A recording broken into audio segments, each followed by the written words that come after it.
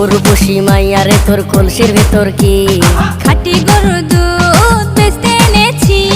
দে না একটু খাই, দামটা আগে চাই, আর দে না একটু খাই। দামটা আগে চাই, তোদের মতো ভিড় খাওয়াদের চেনে রেখেছি। উর্বশী মাইয়ারে তোর কলসির ভেতর কি